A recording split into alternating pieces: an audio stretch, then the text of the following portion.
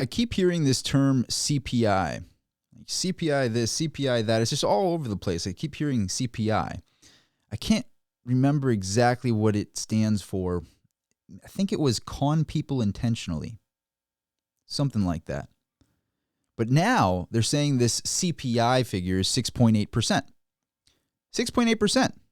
It's almost like some people would have talked about how it wasn't transitory this entire time. So the CPI is the Consumer Price Index. It's what they tell us. It's their hand-picked basket of things that tells us the inflation rate. So I would joke around and say I think it's con people intentionally, but could be wrong. Not financial advice. Okay, so it's at 6.8%. At the beginning of the year, it was 1.4%. Now it's at 6.8% in the same year. Keep in mind, this is supposed to be an annual projection. So when they said it was 1.4% in January, it was supposed to stay at 1.4%. I don't understand why they even give the report if it just changes month over month over month over month. Now it's just that we should call it the weekly CPI or the monthly CPI. This is not an annual projection. But to put it into perspective, and this brings up stagflation. Some people think I'm crazy. Some people agree with me. I've made quite a few videos on stagflation, on why I think we're in stagflation right now. But this really puts it into perspective. This is the fastest growth of inflation in 1 year since 1982. The last time we were in stagflation. Whoa, who would have thought? Excuse me. What's scary about this situation, though, is that now we have a technology storm causing massive deflation in jobs. So you have the Zooms, you have the Teslas that are building cars with robots. It's going to be going in that direction. Way more e-commerce, Amazon just eating up jobs. You know, this type of deflation has never hit the market. In 1982, we didn't experience this kind of job deflation, but that's the last time we went through stagflation. Now, what is stagflation? Just to break it down for you. Inflation is just the prices of goods go up. Stagflation is the prices of goods go up, so you need inflation for stagflation, but also you have high unemployment. That doesn't go away. So the cost of everything is too high, and people don't have jobs to pay for these expensive things. And I think that's literally what we have right now. And what's not being talked about is how serious the deflation of jobs is due to technology, due to e-commerce, due to all the things I just talked about. That is a figure that is not being thought into the equation at the Fed. When they talk about the CPI figures, they're talking about the Consumer Price Index. The massive amount of deflation on jobs is just not taken into account. And then that's on top of all the craziness happening in the world. So what next? You have them coming out and bragging that they hit 6.8 and not 7%. They literally said that. They were like going, oh well, you know, at least it's not 7%, 6.8%. What?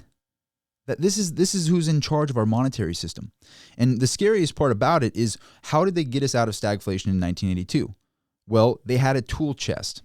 And in Keynesian economics, what they do with a tool chest, they print a bunch of money. And now when they print a bunch of money, they go, okay, well, if we inject a bunch of money, that's going to create jobs because it'll somehow trickle down. But no, what happens this time around is people get a $1,200 check, they deposit it into Robinhood, and they YOLO it into AMC.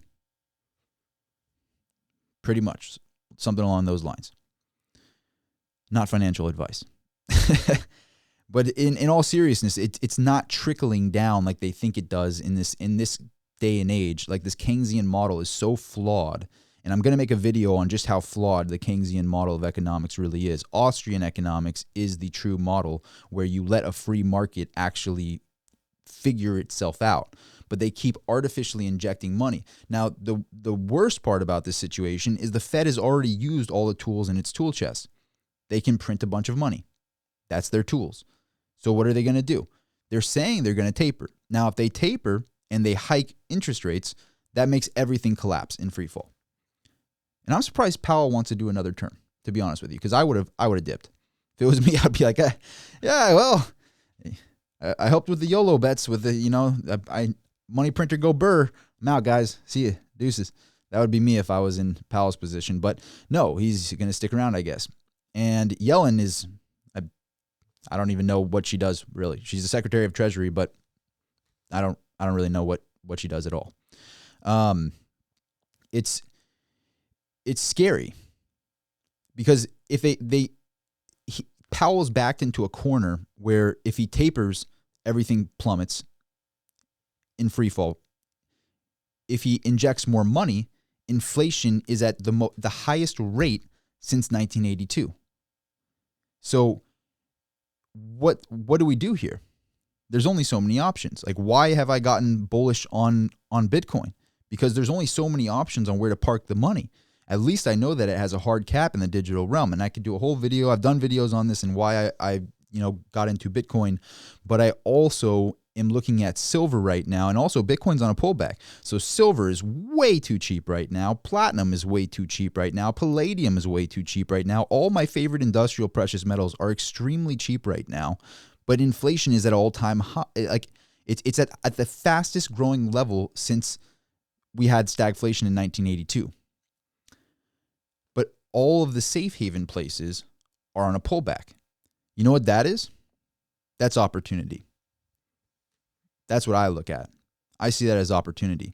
And when opportunity presents itself, a lot of people get scared by it.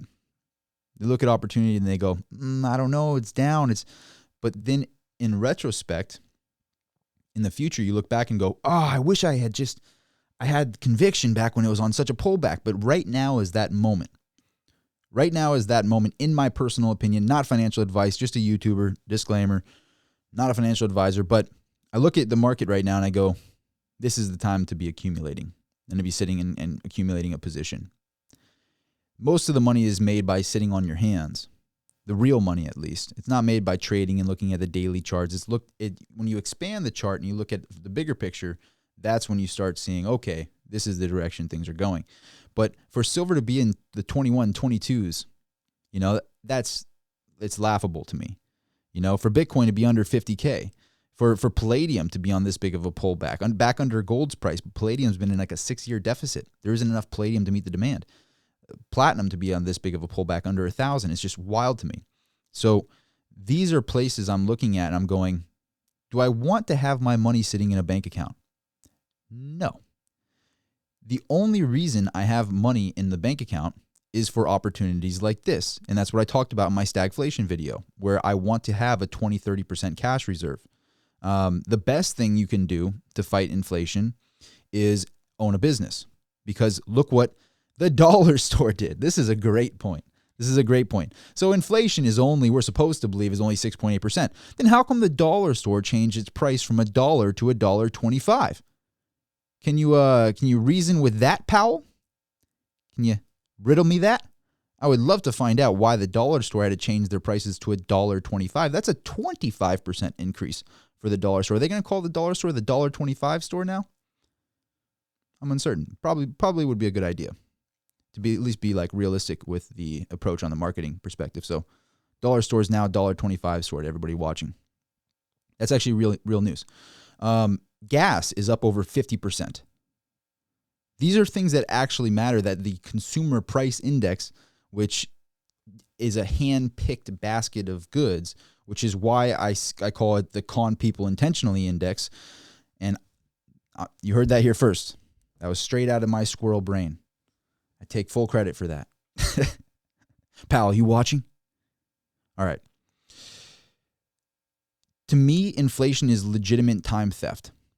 It's theft of your most valuable commodity, asset, however you want to call time to you. That's what it is. Because what is money to you? Or money to me, money to you, money to anybody watching this. If you're basically working a job and you make $3,000, $4,000, $5,000 a month, whatever it is, $10,000 a month, it could be whatever. Say it's $5,000. You make $5,000 a month. You're giving up 240 hours, 200 to 240 hours of your time per month for that $5,000 check. Now that $5,000 is staying the same. That wage is staying the same. Do you think your employer is going to come to you and go, inflation's pretty high right now and gas is up over 50% and, we're going to have to, they've injected like 30, 40% of the monetary supply in like 2 years, a year and a half. I'll have to increase your wages to $9,000 now. Do you think they're going to do that? No. What they're going to do is they're going to actually probably cut jobs and do more Zoom meetings. That's probably what's going to happen right now.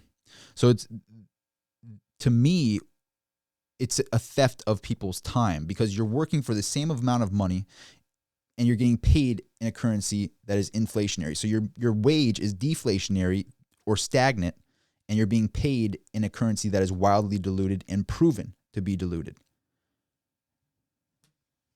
And this is their hand-picked basket of goods. They say 6.8%, and they're bragging, oh, we're not at 7%, we're at 6.8%. It's like the Keynesian Milton Friedman model is supposed to be 2%. They're supposed to aim for around 2%. And this is literally to force people to not save money and to spend it in the economy. That's how flawed the Keynesian model is. It's a model based on pretty much lies. Pretty much forcing people to spend their money artificially. That's what they do. And it's like, oh, well, if we keep the inflation rate at a certain level, they'll be forced to get into this, and they're going to be forced to go buy stuff in the economy. That's how we'll keep things afloat. It's like, no. Why not just have sound money like the way it was supposed to be designed?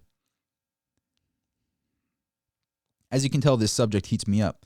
But back on the time theft conversation here and how inflation steals your time from you. If you're getting paid, if you're working the 200 to 240 hours a month and you're getting paid that $5,000 check, and that $5,000 doesn't buy the same $5,000 as it did before, you are literally getting your time stolen from you. And that time value is this melting ice cube that you sit in a bank account. And we're supposed to be rewarded for saving. You know, it's like, oh, you worked really hard, you saved up some money, you have, some money in the bank. Good for you. That's good job, But if you keep your money there, it's going to melt away. That's time theft. So we need to stop thinking about money as money. Money is time. Money is stored energy, stored time energy. That's what it really is when you break it down. And this is theft of people's energy, theft of people's time, theft of their hard work. And all that they can do is print more. What other options do they have? Please put in a comment down below. If I'm missing something, please do make your voice heard. Put a comment down below. I always am reading the comment section. I get back to pretty much every single comment. But I would love to hear your take on this, because this CPI figure isn't supposed to change from 1.4% to 6.8% in a year flat, less than a year. It's supposed to be an annual projection. Oh, it's 1.4%. Oh, it's transitory. Oh, it's transitory. Oh, it's transitory. Now it's 5.4% higher than it was in January. And all they can talk about is they're going to spend more money. And that's going to solve this. No. See, all of these stimulus and I made videos on this. When the day the stimulus packages were coming out, I literally was making package videos saying, I don't agree with this. I don't think this is a good idea. I think this is going to damage the economy. The videos are there. I've never deleted a YouTube video. So if you want to go check those out, you can just go back in my YouTube where you'll see lots of videos on stimulus, lots of videos on the Fed. And we're talking about this and how it wasn't transitory. And now they're going to have to, face the music. And Powell, he's backed in a real, I wouldn't want to be in his position. Because now the stock market's going down. We're in stagflation. I argue we're in stagflation. That's my opinion. What can he do? What can Powell do? Put it in a comment down below. He tapers, the market crashes even worse.